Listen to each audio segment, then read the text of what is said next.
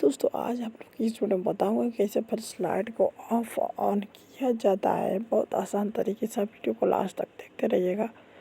अगर आप मेरे चैनल पर नए हो तो चैनल को सब्सक्राइब करके बेल आइकन को ऑल पर कर लीजिए। लाइक का बटन जो है कमेंट सेक्शन में अपनी राय जोड़ दीजिएगा। चलिए दोस्तों वीडियो को स्टार्ट कर लेते हैं।